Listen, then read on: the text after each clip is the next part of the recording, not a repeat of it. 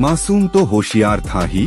उसने सोचा कि मेरे हाँ बोलने से हमेशा के लिए काम काज से छुटकारा मिल जाएगा, गुलाम से सीधे मालिक बन जाऊंगा। मेरे सेवा में इतनी दास दासियां होंगी, बैठे बिठाए बच्चा धन दौलत सब मिल जाएगा। उसने बिना देर किए हाँ कह दिया। महिला का एक भाई था जो बहुत ज्ञानी और पढ़ा लिखा था। उसे अनेक भाषा की जानकारी थी। उसने और मासूम के चाचा ने मिलकर इन दोनों की शादी करवा दी थी, पर उस महिला के पिता इस शादी से नाराज थे, क्योंकि शादी के दिन इन दोनों ने उनको शराब पिलाकर सुला दिया था। किसी तरह दोनों की शादी हो गई थी और हंसी खुशी जीवन बीतने लगा था। कुछ साल बाद ही लोगों ने इस पर ताना मारना शुरू किया।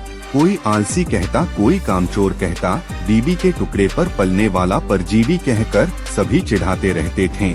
बाहर में लोगों की ताना सुनता था और घर आकर अपने बीवी बच्चों से बताता था। जब ताना सुन सुनकर बहुत परेशान हो गया और कोई रास्ता भी नहीं दिख रहा तो सीधे पास के एक पहाड़ पर चढ़ गया और आत्महत्या की कोशिश करनी चाहिए। जैसे ही कूदना चाहा, उसी क्षण उसके अंदर का जिन्न जिन्नात बिल्कुल सामने प्रकट हो गया और उसे बचा लिया। जिन्न जिन्नात जिस शरीर को पकड़ता है उस शरीर को इतनी आसानी से नहीं छोड़ता है, नहीं तो उसे फिर एक नया शरीर ढूंढना पड़ेगा। उसकी भी मजबूरी थी, इसलिए बचाया। कुछ ध्यान देने योग्य बातें। जिस व्यक्ति पर जिन जिन्नात या शैतान का साया होगा वो व्यक्ति कभी भी मंदिर, चर्च या मजार पर नहीं जाएगा। पूजा पाठ करने वाले लोगों से नफरत करेगा, पर सबसे ज्यादा नफरत उसको घंटियों की आवाज से और कुत्तों से होता है। याद रहे, जिस पर शैतान होगा वो कुत्तों को छूना तो दूर, देखते ही जान से मारने की कोशिश करता है। कुत्ता ही एक ऐसा जानवर है जो आदि मानव से ही इंसानों का सबसे सच्चा साथी और सहायक रहा है।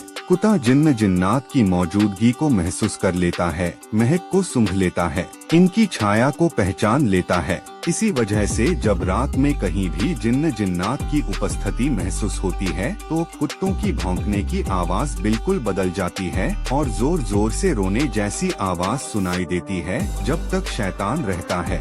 जो जिन्न जिन्नात से इंसानों को छुटकारा दिलाते हैं, जैसे साधु, ओझा, पादरी, मौलाना, मौलवी से पूछोगे तो वो बताएंगे कि क्या सही में कुत्तों में यह गुण पाया जाता है कि नहीं। इधर मासूम को भी घंटियों की आवाज से, मंदिर से, देवियों की मूर्तियों और फोटो से नफरत थी। इधर वो भी कुत्तों से इतना नफरत करता था कि देखते ही जान से मारने की कोशिश करता था या दूसरों लोगों द्वारा मरवा देता था ताकि फिर दोबारा ना भौंके।